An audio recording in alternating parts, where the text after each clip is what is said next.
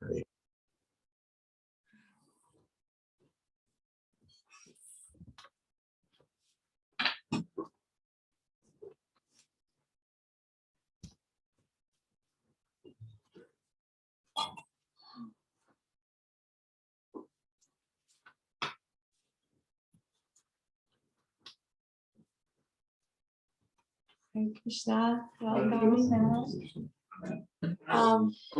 welcome everybody online. We have several people here.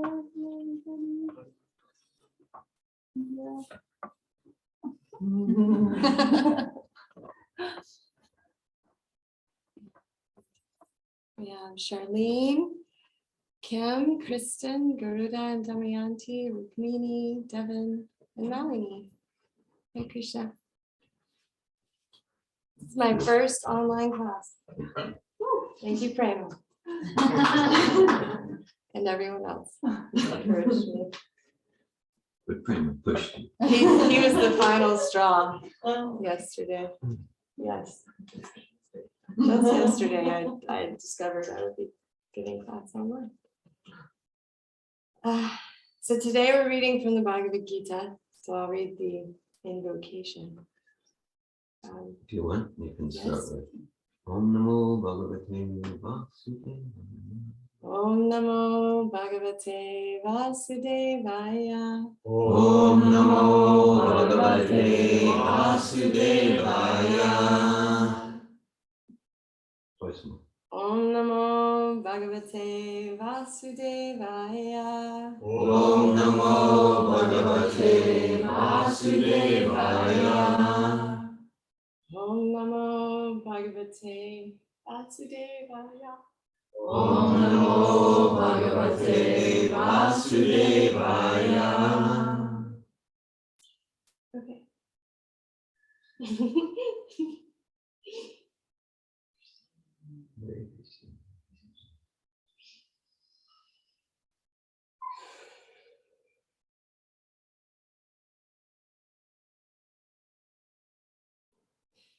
I'm experiencing lots of gratitude and energy, and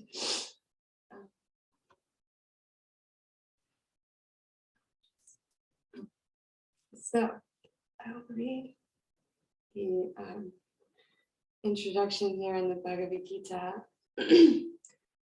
Om Ajnana Timirandasya Jnana Gyana Salakaya Chakshurmilitanena Tasmai Shri Gurave Namaha. Shri Chaitanya Manobhishtam Shtistapitam Yena Bhutale Swayam Rupa Kadamayam Dadati Swapantantikam. Okay, so today we're reading chapter 6, verse 30, 630. Yes. I'll begin with the Sanskrit. Give me the tune. Yomam Pashati Sarvatra. Yomam Pashasti Sarvatra. Yomam Pashati Sarvatra. Svaram Sarvam Cha Mayi Pashyati. Sarvam Cha Mayi Pashati. Tasyaham Na Pranashyami. Sachamena Pranashyati. Yomam Pashyati Sarvatra. Sarvam Cha Mayi Pashyati. Tasyaham Na Pranasyami. Sachamena Pranasyati. Yomam Pasyati Sarvatra. Sarvam cha mayi pashyati. Sarvam cha mayi pashyati. Tasyaham na pranashyami. Tasyaham na pranashyami. Sat chame na pranasyati. Satchamena pranashyati. Yo mam pashyati sarvatra. Yo mam pashyati sarvatra. Sarvam cha mayi pashyati. Sarvam cha mayi pashyati. Tasyaham na pranashyami. Tasyaham na pranashyami. Satchamena pranashyati. Satchamena pranashyati. Yomam pashyati sarvatra. Yo mam pashyati sarvatra. Sarvam cha mayi pashyati. Sarvam cha mayi pashyati. Tasyaham na pranashyami. Tasyaham na pranashyami. Satchamena pranashyati. Satchamena pranashyati. Yomam pashyati sarvatra. Yo mam pashyati sarvatra. Sarvam cha mayi pashyati. Sarvam cha mayi pashyati. Tasyaham na pranashyami. Tasyaham na pranashyami. Satchamena pranashyati. Satchamena pranashyati. Yo mam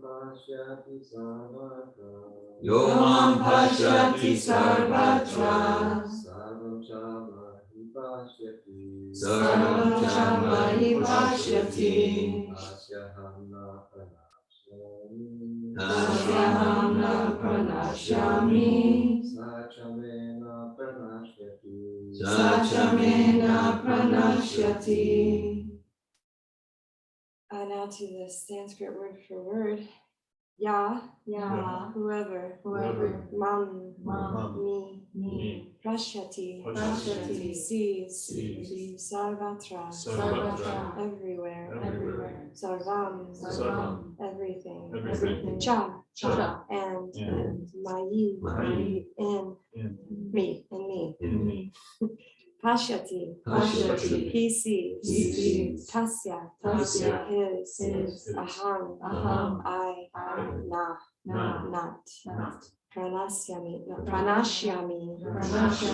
am lost, Saha, he, Cha, also, me, to me, Na, nor, Pranayashyati, is lost. Hare Krishna, the translation is, for one who sees me everywhere and sees everything in me, I am never lost, nor is he ever lost to me. Purport by Bhaktivedanta Swami Prabhupada. A.C. Bhaktivedanta Swami Prabhupada. A person in Krishna consciousness certainly sees Lord Krishna everywhere, and he sees everything in Krishna. Such a person may appear to see all separate manifestations of the material nature, but in each and every instance, he is conscious of Krishna, knowing that everything is the manifestation of Krishna's energy. Nothing can exist without Krishna, and Krishna is the Lord of everything. This is the basic principle of Krishna consciousness. Krishna consciousness is the development of love of Krishna, a position transcendental even to material liberation. It is the stage beyond self-realization at which the devotee becomes one with Krishna, in the sense that Krishna becomes everything for the devotee, and the devotee becomes full and loving Krishna. An intimate relationship between the Lord and the devotee then exists. In that stage, the living entity attains his immortality. Nor is the personality of Godhead ever out of the sight of the devotee. To merge in Krishna is spiritual annihilation. The devotee takes no such risk. It is stated in the Brahma Samhita, Premajan Churita Bhakti Vinochani Santaha Shadeva Yam Shama Sundaram Nachita Gunasvarma Govindam Adipurusham Tamana Bhajami. I worship the primeval Lord Govinda, who is always seen by the devotee, whose eyes are anointed with the pulp of love. He is seen in his eternal form of Shyama Sundara, situated within the heart of the devotee. Brahma Samhita 5:38. At this stage, Lord Krishna never disappears from the sight of the devotee, nor does the devotee ever lose sight of the Lord. In the case of a yogi who sees the Lord as Paramatma within the heart, the same applies. Such a yogi turns into a pure devotee and cannot bear to live for a moment without seeing the Lord within himself. Hare Krishna. So this verse talks about developing Krishna consciousness, love of Krishna, and that being like the pinnacle, like being in love with Krishna, seeing Krishna in everything, and themselves and everywhere, and in that state and that consciousness, Krishna is never lost to them, and they are never lost to him. And this speaks to me on many levels as I begin to learn about this consciousness, this way of living and being.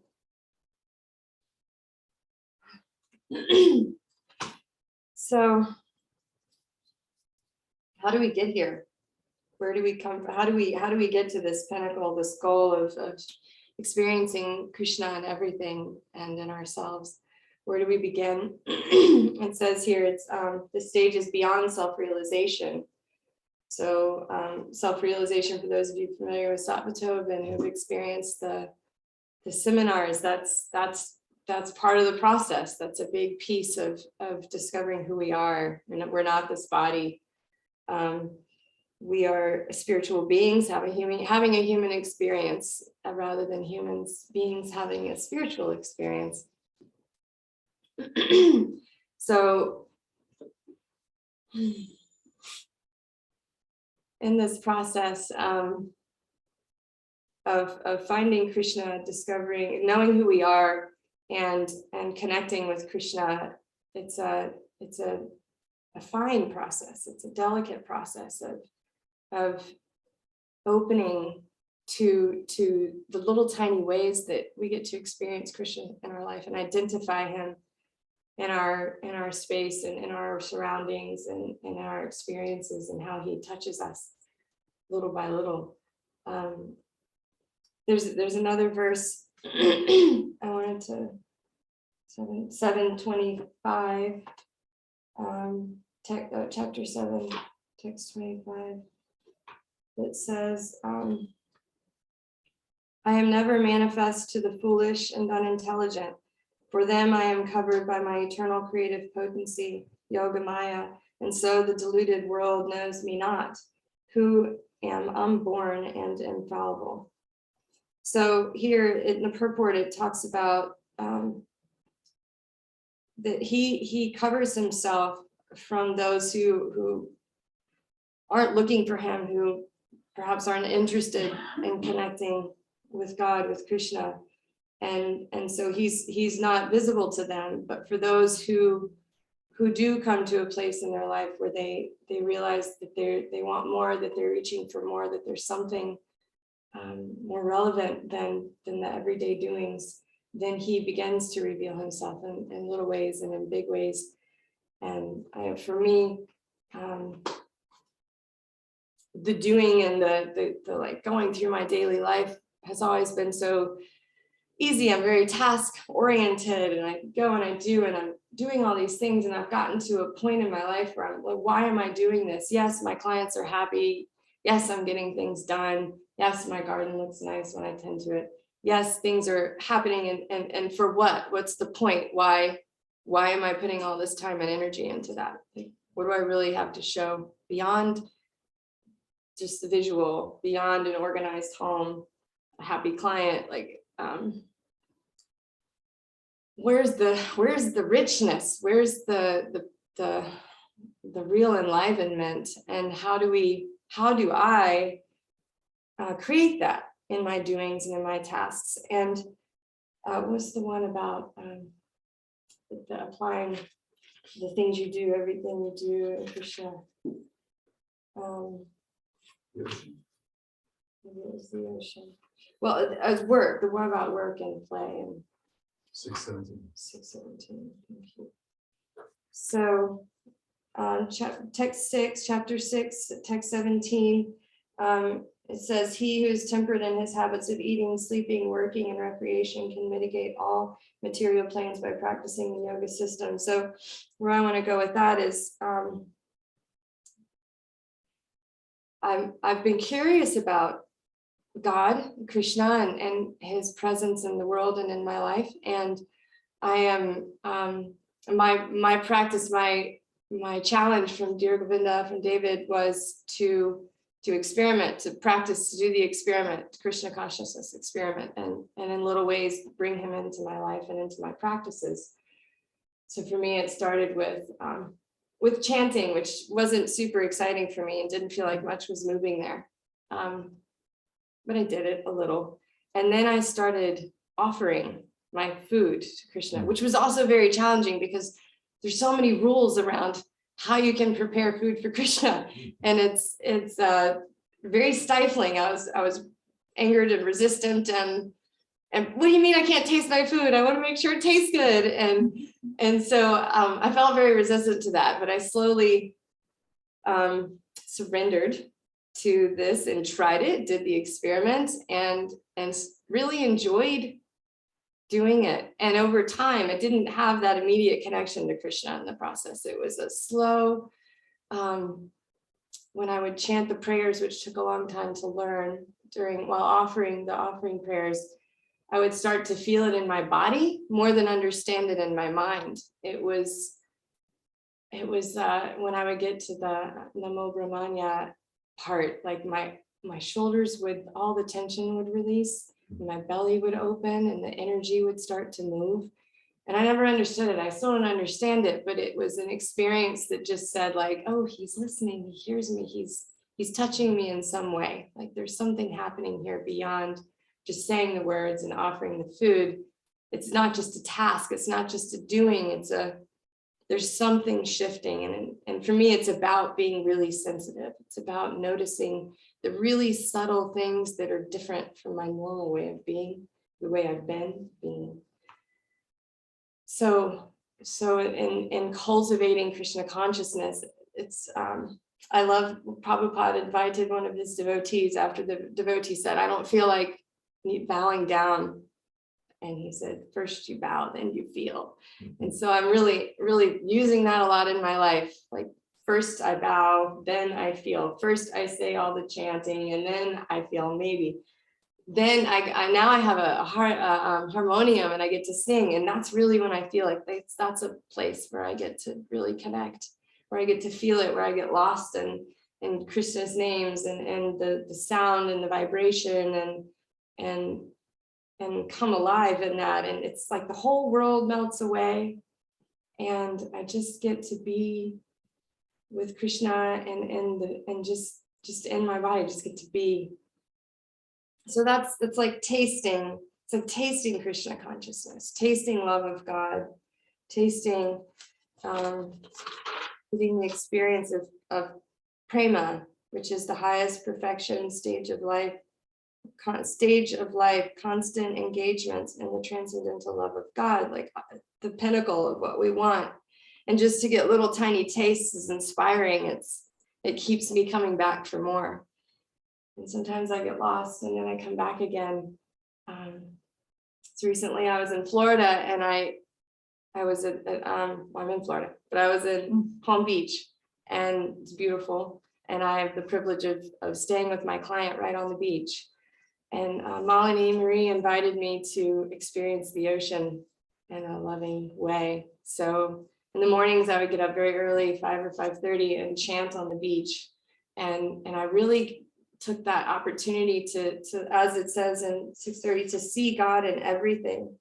So I would look at the sand and the little holes that the crabs live in, and the dark clouds that are starting to pop, and like see Krishna in that, and see the moon, and like, oh, is that Krishna's eye? And like really become curious and like exploring how Krishna is in everything, and how Krishna is all around me, and how safe I am, and how beautiful that is, and how much more alive things become. It's not just the beach, it's not just sand, it's not just seaweed and crab holes. It's like, it's life, and it's alive, and it's there on purpose, and I get to enjoy that and be with that, and be with Krishna. And so after chanting, I would dive into the ocean as soon as the sun had come up enough, and I got to see the sunrise, which of course is God. He's painting, Krishna painting the sky different every day. It's never the same. It's so unique every time, and you get to witness that, how it shoots across the sky. At some point, it starts sort of colorful on the horizon, and then it kind of, the colors go away a little bit, and then it comes back again, and you get a whole second sunrise, and then the whole sky, and sometimes the ocean catches the color, and you get a little bit of that too. And then getting in the ocean, it's like being in Krishna. And 10, 11, 10, 24. 10:24 says, of priests, O Arjuna, know me to be the chief, Brahaspati, the Lord of devotion. O generals, I am Sakanda, the Lord of war, and of bodies of water, I am the ocean. So being in the ocean, for me, I really enjoyed that, jumping in and imagining that Krishna is the ocean. So as the waves would come in, sometimes they would come and they'd be coming towards me, and then they'd soften, and the wave would go away and just sort of rush over me without any white water. And it was like sweet. I got to smile and say, oh, thanks for not crushing me with your wave, and play in that way. And then the tide would suddenly get really strong and start sucking me down the beach. And instead of feeling like, oh God, I've got to fight the ocean and get back to where I'm supposed to be, I got to say, oh, and laugh, and just like be carried by Krishna down in the water, and down further down the beach, and just wait patiently, knowing that, well, the tide might shift and he might bring me back, and he would. And then I would just lay in the water, and it's like whenever something would happen in the water that could be a cause of anxiety or stress, or wave crashing over me, I got to laugh. I got to just play with Krishna. It was more of like a big brother, like playing with me in the ocean, and like splashing me and pushing me around. And it was a loving, safe place to be.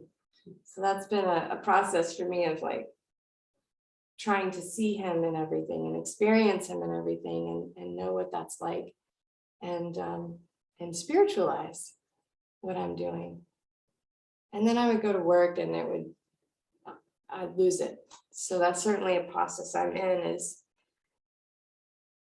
learning how to remember God all the time, remember Krishna all the time, know he's with me, know that he's supporting me in what I'm doing. And I see that more and more in different areas of my life, different experiences that happen where I know Krishna's supporting me. He hears what I need and what I want, and he shows up. And it's not always beautiful. It's not always the way I want. It's not always, in my opinion, very supportive at the time. But I get to understand that, okay, there's a lesson here. And as I appreciate Vera for in our advanced, that the resistance is where the lesson is. So when the challenge comes and I feel the resistance and I'm like frustrated by it, I get to smile instead and thank Krishna for this opportunity for growth, and lean into that. And I'm still in the process of actually doing it, but it's certainly a practice. So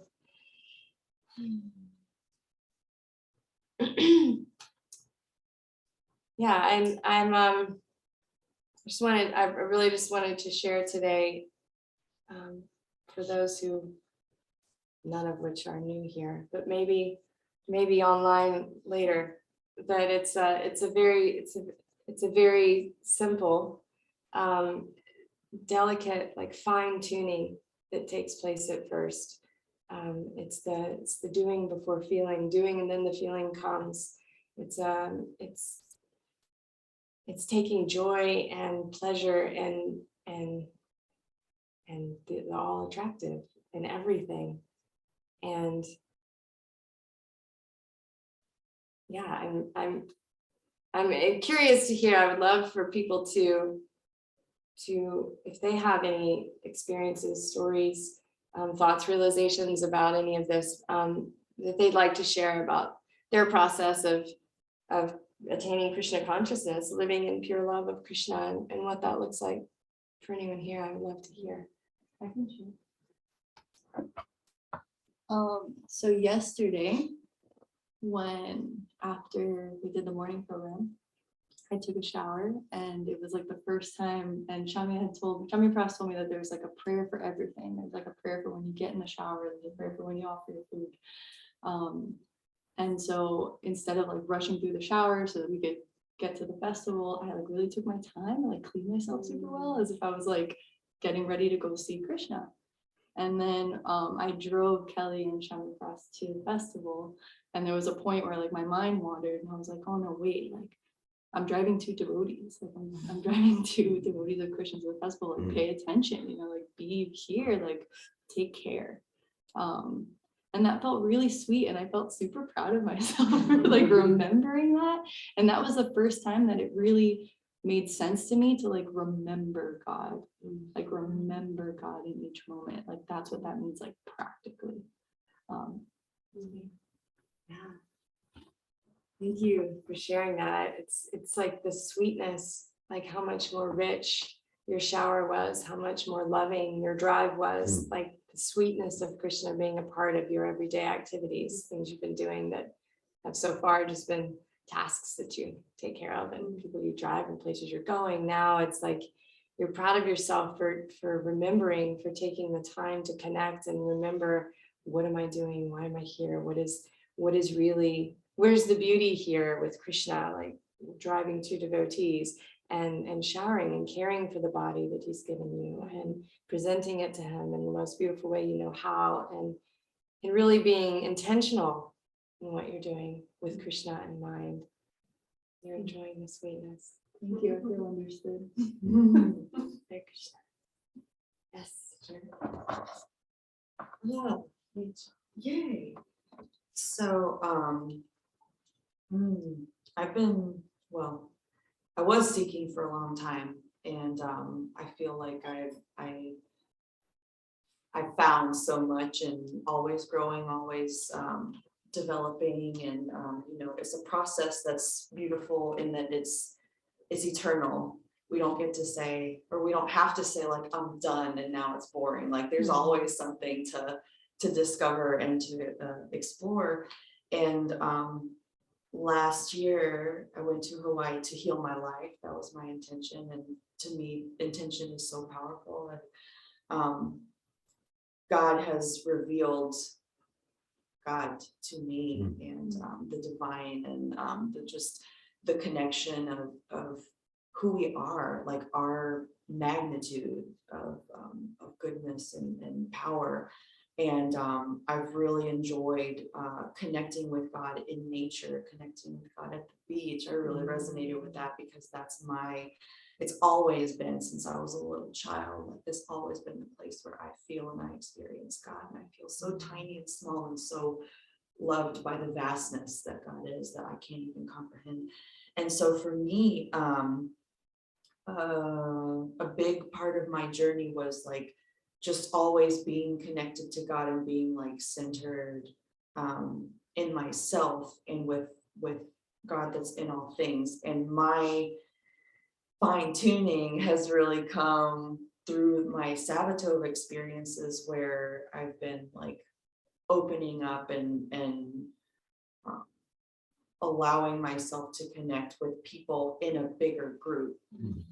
And my challenge since the last Sabbatoon, there were like back to back to back to back challenges where, you know, I'm a mirror. We're all mirrors, and a lot of people feel very strongly when they interact with me, and so learning to just like hold space and be very comfortable in situations where I stay true to myself and true to my truth, and holding space for others, and having courage to just allow, you said surrender, and just surrender to what is, and just say, yeah, like this is this person's experience right now, and I see them, and it's okay. And also like learning how to have more grace, learning to be grace and to soften. And the fine tuning is like learning how to be true and be authentic and be present in myself, and also supporting other people, being more compassionate, and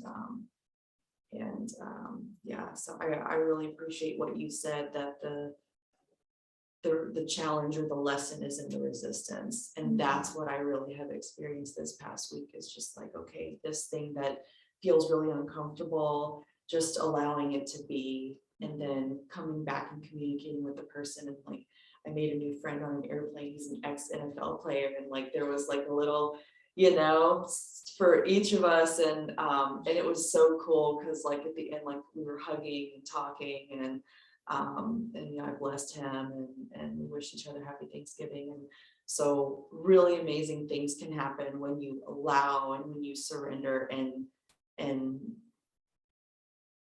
give thanks for the discomfort, and say, oh wow, like this is a gift. Because really what I've really been reminded of this week is everything is for us. It's always for us, always for our good, for our good, for our good.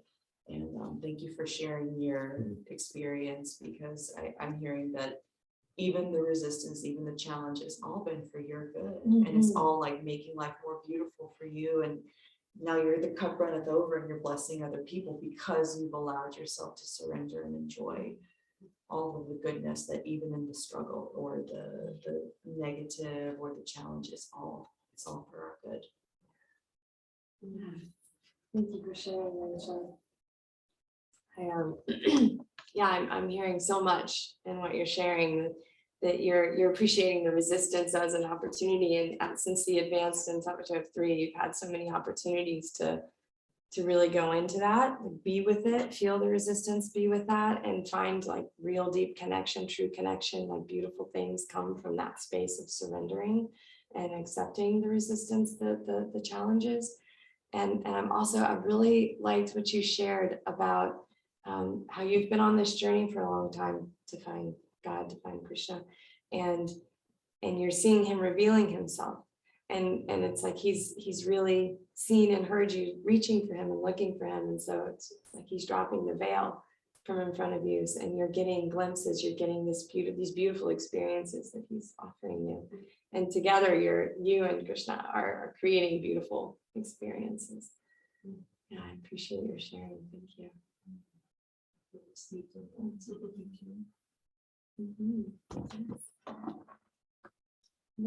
I'll share. First, I liked what you said, bow and feel, like that. And I guess with your question, your invitation, when you were thinking and reflecting on when I first started practicing and exploring Krishna consciousness, I'll share about that. And yeah, I did it like, I think the first day I chanted 6 rounds. It was Kadashi, and I just was like, I'm going to do it today. I'm going to give myself that experience and chant 16 rounds, like, because it's, you know, a special day too. And I didn't do it with any intention to continue. Well, I had an intention before that, like I wanted to be practicing and give myself an experience of chanting for like 2 weeks, I think I had in my mind. But even that day, I just was like, I'm just going to do it today. And then, yeah, from that, like I wanted more of it. And then I ended up continuing doing that for like 2.5 months. And it was, it was a surprise for me, because like I had been wanting to for a long time, like that whole year maybe I've been exploring and chanting 4 rounds, but like it wasn't hard, like I thought it would be. Like I thought I would make a goal and make a commitment and really be clear, and like it was gonna be hard, and I wanted to, and of course some days I didn't want to, like there was challenge in it, but like there was still this desire, like it was a really pure, beautiful thing. And then as I'm like sharing about this, I'm feeling like not some sadness, some longing, and also like happiness around it too. Because I'm not chanting. I just started chanting again this last week in just a few rounds, so it feels nice. But I'm just like, I'm smiling, remembering that experience. And although it's not where I'm now, it's like it's in me, it's in my heart. Like that experience with God of that time was so sacred. So I'm grateful for that. And the other thing about like offering my food, that was the same kind of experience. I did it as an experiment, as David says, like, yeah, have the experiment, like try it and see what happens. And I'm someone who wants to like think about things and know exactly how it's going to be before I even try it. You know, I want to know what that's going to be like. Instead of just like trying something, actually being with the experience, like feeling the experience and then choosing from there. So yeah, when I started offering my food, I really loved it. It was like really tender and dear, and it was probably also new, so I'm not doing that now. But it was really sweet, and it started feeling like I wasn't supposed to eat. Not like I wasn't supposed to eat, that's not the right word. I didn't feel it was just, yeah, I remember like stealing. It felt like I was stealing if I was just gonna eat. And I also appreciated how it really made me conscious of it, of like what I was eating, how I was being with my food, really bringing in the sacredness of it. And it was a really new experience of those prayers. And for me, the mood of offering it to God, at first it felt weird, you know, it's like, oh, who am I, who's this person, like offering to God, and God doesn't need food. Like I felt really resistant and confused and like kind of judgmental of it. But then when I started doing it and naturally wanted to continue doing it, I felt I really liked it. And I did that for a while without like, I remember once being in the car and I had snacks and I was like, I'm not like at my house with my bell, like just gonna eat my banana. And I was like, oh no, I didn't want to. I put it on my car and I said the prayers. It was so sweet. And I'm not doing that now, so I'm having this experience of like, wow. Yeah, I'm just reflecting on that. And I liked it was like a new way, because I've done prayers before, like food, or and I still like that, blessing food and thanking the farmers and the earth and all that, like that's still something I like to do. But yeah, there was a deeper richness and a new way of experiencing like God consciousness and being in that mood by offering it to God. Yeah. So those are a couple of the things I wanted to share about my journey and my experience through experimenting and experiencing and being in Krishna. Thanks for sharing that. I'm really appreciating that you're sharing just the experience you're having while sharing, of like reconnecting with these beautiful moments, this way of doing and bowing first and then feeling and allowing the process to sink in, and how you discovered that through offering food, and so much so that it felt like stealing. And I think I've understood and heard from the teachings that if you don't offer first, it is stealing. And so that like really sunk in for you, that how important it was at the time to offer to God first, and to give thanks, and to the farmers and the land and the animals, that whoever's involved to for what you're receiving. And now you have this experience. I imagine you were doing that before Krishna with the land and the farmers. Now you get to offer to God, and that experience is so sweet and dear, and it's like stirring in you again, even though you're not practicing it now. And I experience that a lot myself. Like I do the practices and then I get caught up in daily stuff, and I'm traveling for work, and it's like I forget, and going back to it, it's like so sweet each time. And even in your memory, it's sweet to revisit. Yeah, thank you.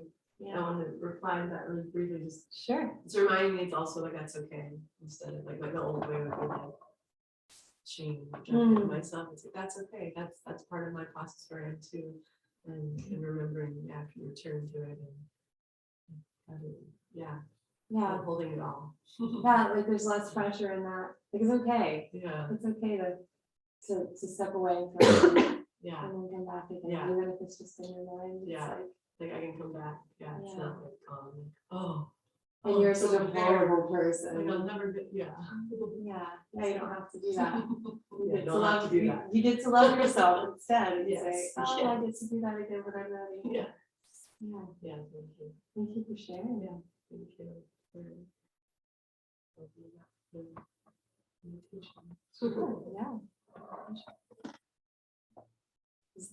Prema? Oh, sure. When I read the verse, I really thought about how the essence of all this is to remember. The word keeps coming back to me. Remember Krishna. It's not something that we have to learn. We have to remember. And I was thinking about the concept of a parent or a lover when I'm really attached and I might not be with my son, but I see his shoes and I'm like, oh my, and I start seeing things that remind me of the people that I love. And I've had moments where I'm really connected with my japa, with reading or with being around the voice, like this last couple of days where it's easier to remember Krishna. It's easier to see things. There's Krishna, and there he is again, and there he is again, and there he is again. And the remembrance comes from the practice for me.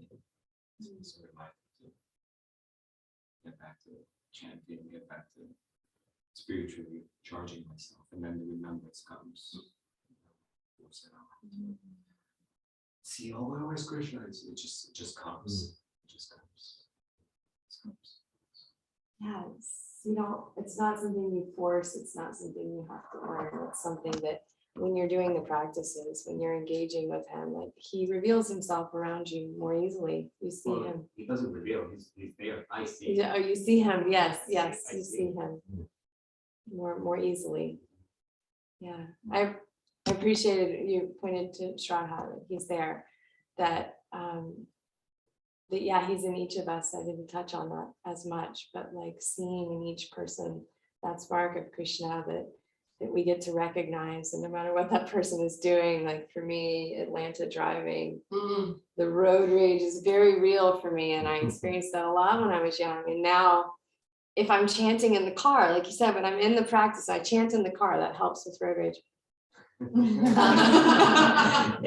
Then when someone does something highly annoying, dangerous, or stupid, then I get to like laugh and like, I don't know, make it fun, and kind of like being in the ocean playing. I get to play, and it's not always quite like that. There's still sometimes they'll like bite, and then okay, it's okay, like everything's good. So that like the chanting, it's that reminder that we get to see that Krishna is around us, and remembering that even in frustrating moments, and even like with spouses, with partners, with roommates, with housemates, like to remember that there's Krishna is in them as well, and that we get to connect to that no matter what annoyances are happening.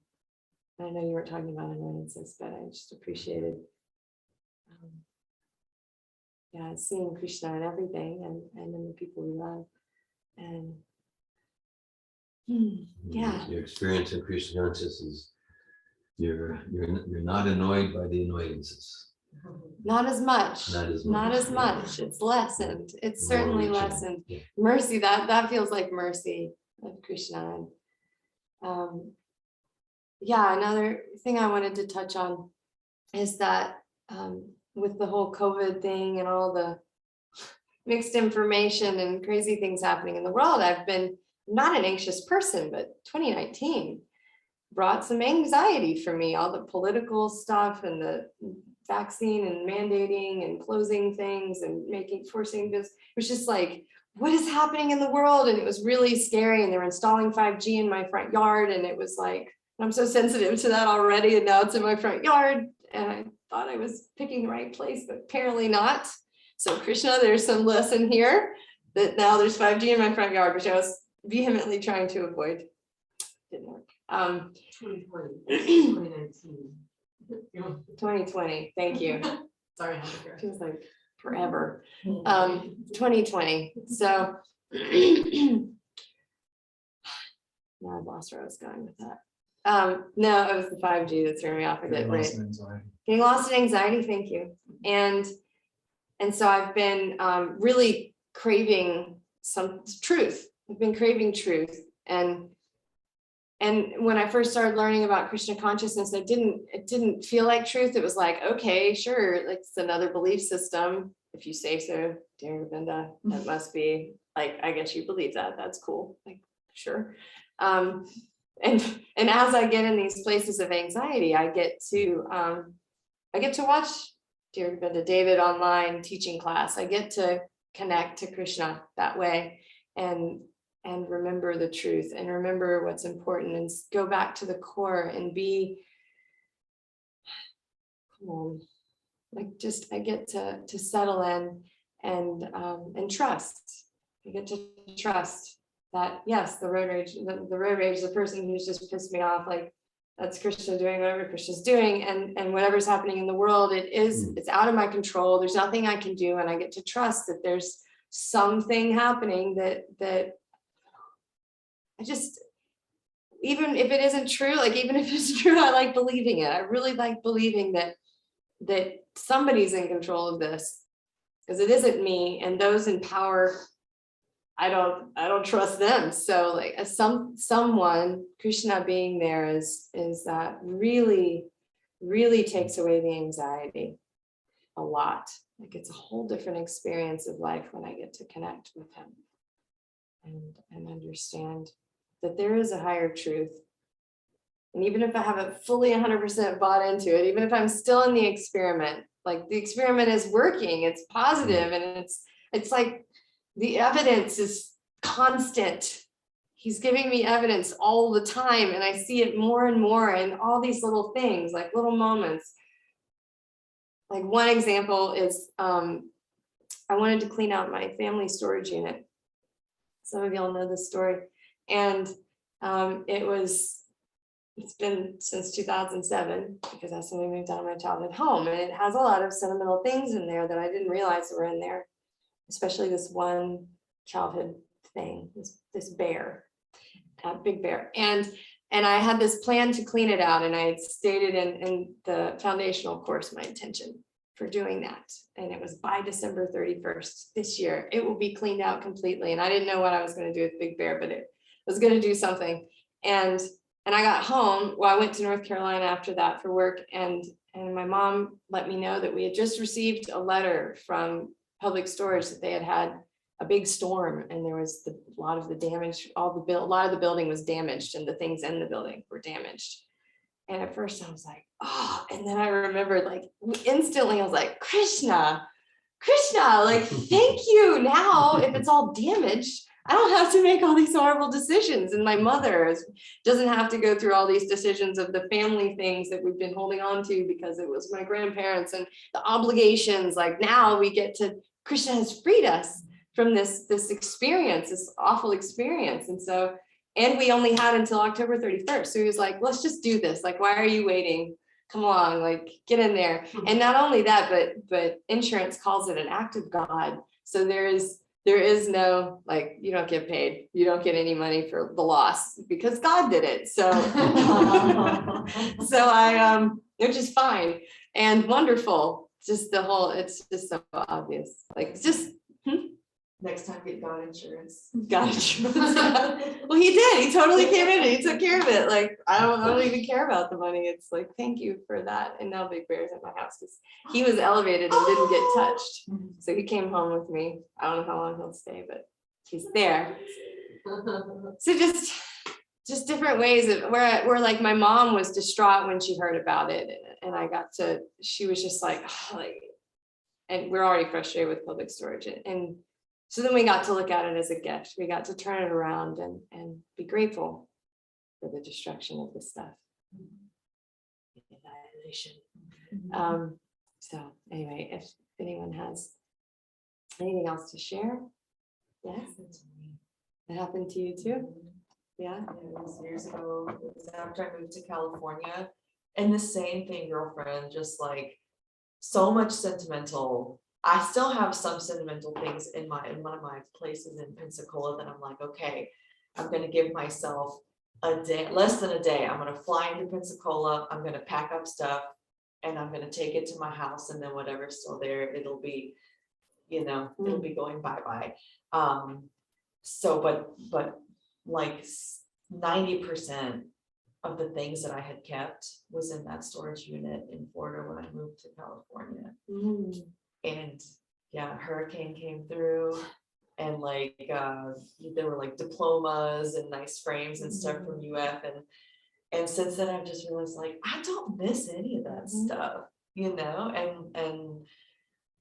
it's all good, and so I resonate with you. Like it's when there's so many things, and it is, like you said, a terrible decision to have to make, and I'm so grateful to also have been spared from that. Like Yeah, you. Krishna's mercy. Yeah, yes. Yeah, thanks for sharing. Yeah. Yes. Congratulations on meeting your goal deadline. Thank you. I was remembering how, because the verse you read for the class is that one who sees me everywhere, I've never lost him. He's never lost to me. And I was thinking about my life and also about the example of in scripture and what the devotees say. That Chaitanya Bhagavat, for example, there's a point at which Lord Chaitanya reveals his divinity. And in doing so, he actually gathers the devotees around him and he tells them, like, do you remember when this happened in your life? A thing that only they would know. Remember, one devotee says, do you remember that time you were being chased, you and your family, by brigands? And you came to the river and there was no riverman, and you were afraid, they were going to violate your wife and children, and you were ready to jump to your death. And a boatman came out of the mist and took you. That was me. I came for you. And it's this super ecstatic scene where these things that happened in their lives that they apparently had no idea was Krishna, he's actually saying to the face, like, I was there with you the whole time. And I mean, I'm not holy, Lord Chaitanya speak to me, but just the point that happens. There's this game with Krishna and his devotees, even the very advanced ones, the eternal associates, where he's revealing, like, I was with you. And looking at my life, when I was young, my best friend in high school was music. I learned to play the drums and then the guitar. And I didn't really have a voice. I didn't talk to people much until a little later in life. And my voice was the guitar. My voice was chords and guitar solos. And the fact that music exists was a great relief and solace for me, because I could actually use it as a language. Even just with myself, I felt like at least I have a voice now. And years later, I still play the guitar. I played it for my stretch at the advance. And I have a deep respect for music, and I recognize that it's actually a devotional art. It's manifesting from Krishna's internal energy as one of the, really, for me, like, most important ways to glorify the Supreme, how beautiful he is, with this subtlety. And what is music? How is there so much organization in music, and so much symmetry and subtlety of expression? So seeing that and feeling that this thing that was with me practically my whole adult life is actually coming from the spiritual realm and can be used. And of course, Lord Chaitanya's whole process is chanting, dancing, and singing.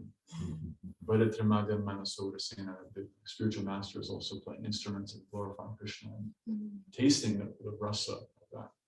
And so he was there the whole time, And the same thing happened for me when I was reading Prabhupada's books, and he was saying to me, Prabhupada, you need a spiritual master.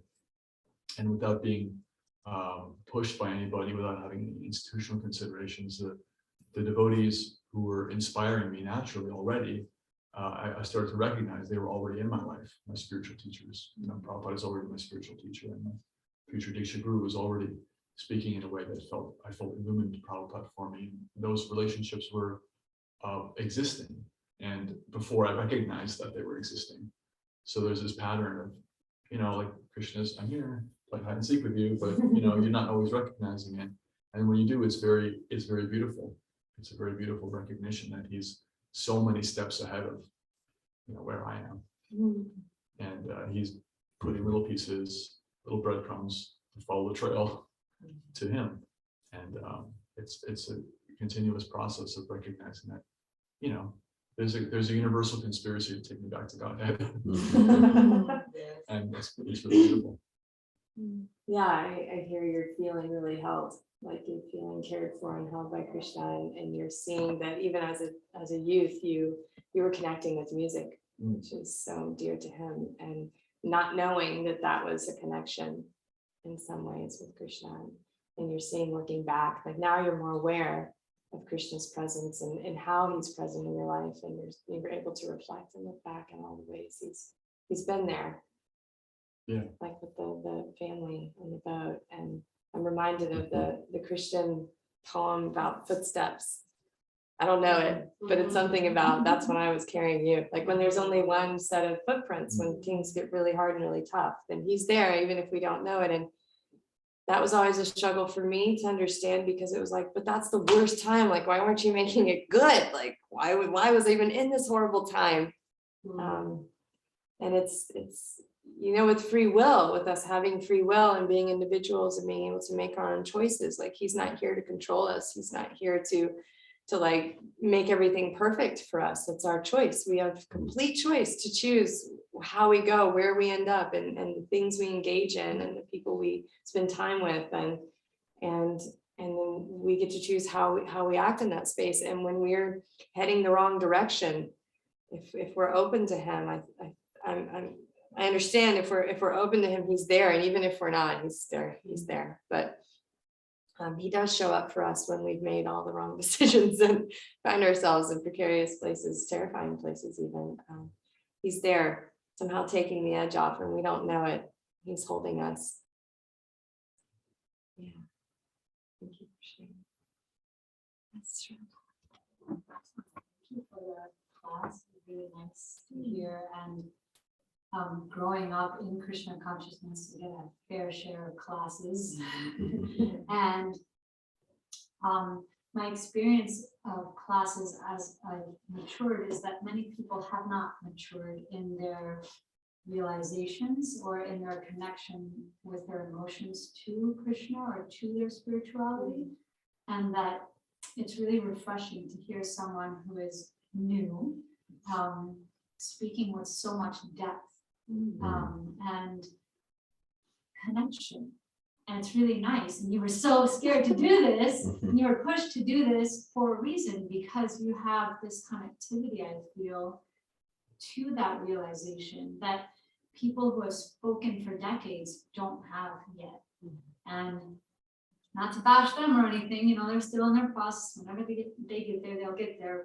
But it's like drudgery sometimes to listen to people who just spit out philosophy that they don't really feel yet, like that they just don't connect to themselves. They just think that this is what they're supposed to say, and so let me enliven you people who are here to listen. And you just told what you felt, and that was really cool, because I think that's what we need more of, like just authentic connection to people and to our realizations, and to where we are in our growth process. And so it was really nice and refreshing to hear. And then just kind of a side note, two things that came to my mind, and I can't remember the Sanskrit at all, but when you were saying, like, I'm not so annoyed by the annoyances, like, and then in the Nectar of Devotion, it says one who's able to tolerate these urges or these things of the mouth, these senses. It's not like one who's just like, oh, I'm above this, that they're the better. It's one who can go through it, because we all have to, like, even the most advanced of us, we all have to go through that shit. Can I say that here? Yes. We have to go through that shit. And it's those who can those of us who can tolerate it that are the more advanced ones. And that to me has been calling, because it's like, well, I'm gonna go through shit because I live in a shitty world, right? I live in a beautiful world too, but like there's shit that happens, right? And so if I'm able to tolerate it and just see that it's Krishna going, you're not meant to be here, take this so you can get out, and remember me when you can.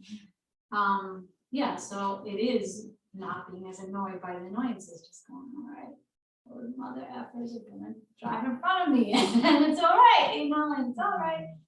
And then another thing that came to me was kind of connected to that verse was, I think it's in the 10th chapter of the Bhagavad Gita, I'm not sure, but where Krishna says, everyone that's do everything as an offering unto me, basically. Like everything you see, everything you hear, everything you speak, like do it as an offering unto me. And it's very connected to that verse that just, you can see me everywhere, whatever you do, just, you think, okay, Krishna is for you. Like we all can get lost in the drudgery of daily tasks, right? But if we go, okay, whatever I do, this is for you. Like I'm raising kids, I want them to be a certain way, but the result is up to you. And I want this to look like this, whatever I'm doing, like the offering of food that you guys are sharing with, or the speaking, or the organizing. I mean, I know you do that. This is side note. I know you do that as a living, and there's so much to be said about clearing energy so that people can just experience themselves instead of their stuff, and identifying with their stuff. And then you got like a full-on hurricane's worth of stuff relief.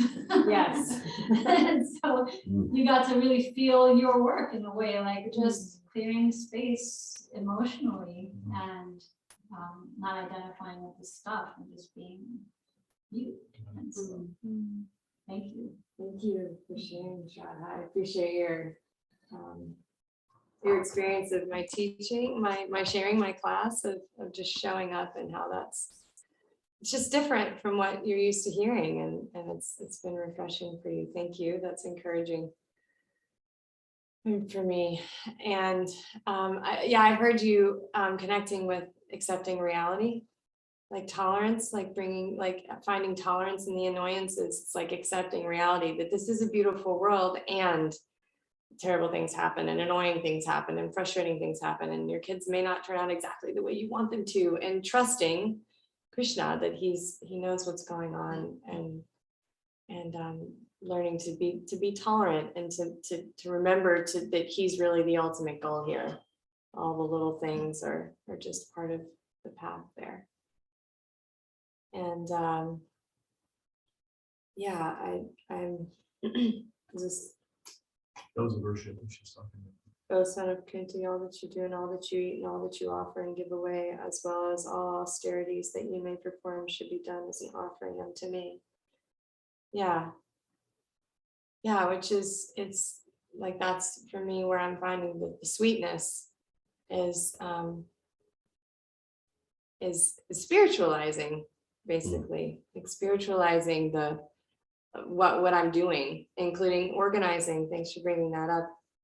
I'm not getting a whole lot of fulfillment in there, in that work as I used to before I discovered Krishna consciousness. And now I feel like I'm just shuffling people's stuff around and throwing away a whole bunch of stuff, and then they go buy more. And not always. The idea is they buy less than they were before, but it's still part of it. And so I'm looking to bring Krishna into my work, because it is a great platform for clearing the energy, that energy of stuff. I mean, when I leave a client's house, even without including something spiritual, they're like, oh, thank you. Like their whole body, like they're just like, oh, thank you so much. I don't even know what's in your car, and I'm glad you're taking it away. Like you donate it or whatever I'm doing with it. And there's such relief. There's such, like, the material is so heavy and so dense, and people come into their home where they're supposed to be relaxing and being with themselves and being with Krishna and like with their family, and that's what's important. And they come in and they're like,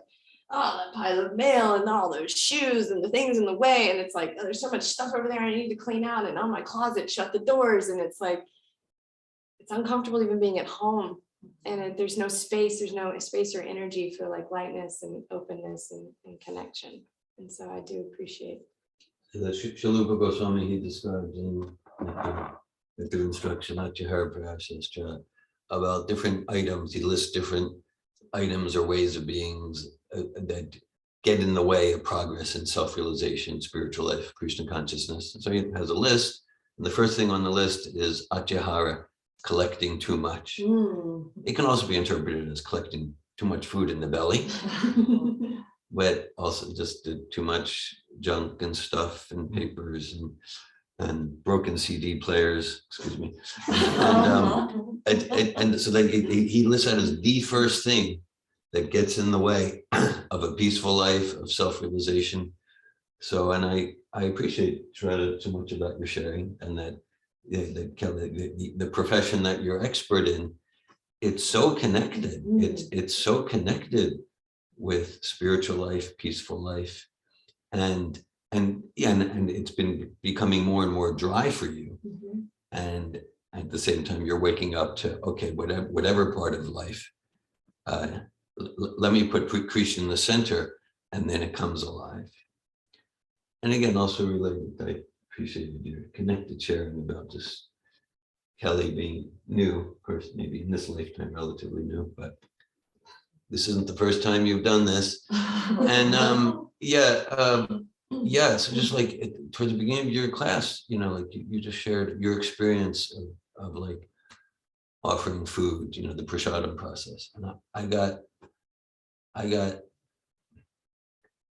uncomfortable personal realization, because like for 40 years I've been offering my food, but I just like saw my process and where I'm mechanical and where I can grow, and I got excited just in those, because I mean it's something I've been doing for decades now, but just in your few moments sharing there about that, because you're experiencing your experience, because you're connected and there's not a philosophical bypass or a spiritual bypass, and then I got impactful personal realization that's really moving me. So thank you. Hare Krishna. Yeah, thank you. So it's, yes. Yeah, showing up authentically and without spiritual coverings is impactful for people. It can touch people, even the most learned, scholarly people. I appreciate that feedback. It is encouraging to just show up and not be afraid and feel pressure. And thank you again. Yeah, bringing Krishna to the center. I feel really in your sharing just now, the way you shared it. Like since I was a very young child, I would I won't say whose, but I would clean out spaces in my home and and like tend to other people in my home, like their spaces, and make sure they were clean and clear and they could find what they needed. And I just really, that's all. I imagine you did, yes, I imagine. And so then when I graduated high school, I had no interest in college because I was a terrible student, I just had no interest in school in general, and I didn't see the point, but I did see the point in this thing that I like to do, of like helping people get rid of stuff and like make sense of their space and find what they love and need and have. And but people were paying for that, and so of course, like you have to do something where you get paid, and there's this thing about life, and you gotta have an income, and so well, that's not going to pay me, so I didn't do that, and I danced around with a bunch of other stuff, and I did fine in all of that.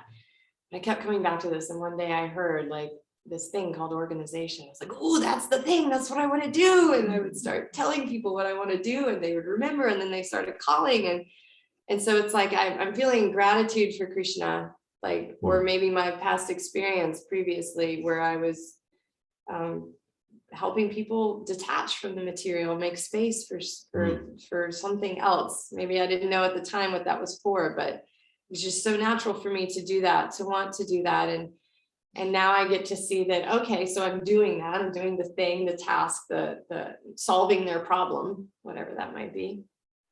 And now I get to create, to bring in spirituality. And I don't know what that looks like yet. I don't know how to do that. I'm playing in that and just and trying to bring in the coaching element of getting out of my task like work mode of like, I'm going to do your stuff and solve your problem. And I know where this needs to go. And I know how to create a relaxing space. And I know how to make space for you to be with your children. And like, I'm going to do this for you. And it's good. We're going to do it together. It's going to be great. And now, and it step out of that and like really be with the person. This feels like my next step is to like really be with them. And I've always sort of coached, but not on a deep level with my clients. It's always been more than just stuff because there's obviously attachment there. So now I want to like be able to shift and to like, okay, I'm really with you. I'm with that spark. I'm with that piece of Krishna in there that's calling out, and I get to connect with that and turn off this like work mode thing for just a moment. And so that's my new practice. I'm excited to that's like the first step I can think of to like bring Krishna in, is to find Krishna in them, connect with him there, and help them create more of what they want on a much more enlivening level. Organization and coaching. Yeah, like tie them together more. Like now the organization now feels like just a tool. It's just like a way to get to the good stuff. Yeah, you're clearing out space, and then you're seeing the Karma, you're seeing Krishna in those people, Yeah. and you're helping them create enough space to see it in themselves. Yes. I like that. Here. Here. You're kind of like your Govinda, where it's inception, right? Like he pretends like he's helping you like learn your emotions, and he's really like, here's Krishna. And you're like, I'm clearing your space, but here's Krishna. Yes, exactly. Because a lot of my clients would not be open to the direct, like, this is what I'm doing, this is why I'm here.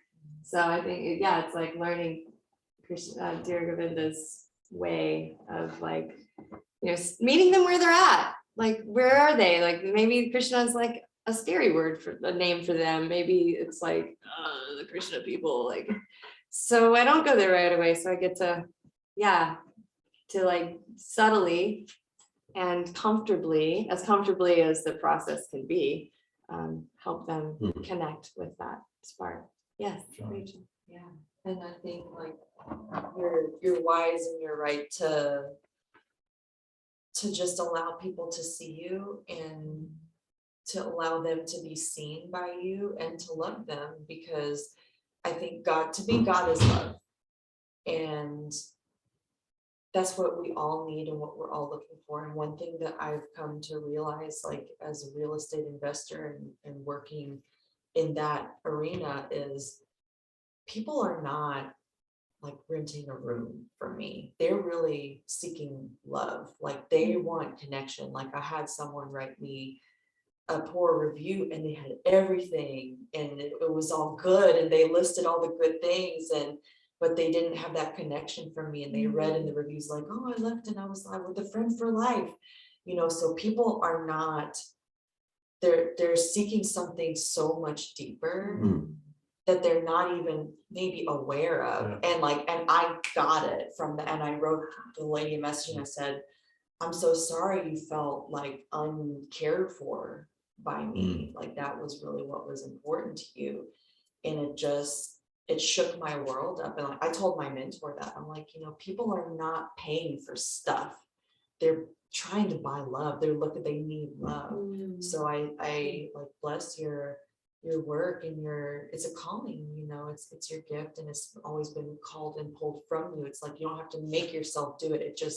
It flows. So by you sharing your gift and being who you are, because who you are, your essence is love, and how you are is love and is lovely. And I think just for people are very lucky to have you bless their space with your presence and your energy. And even if the word Krishna if it doesn't feel organic for that to come out of your mouth, it is in how you are and who you are.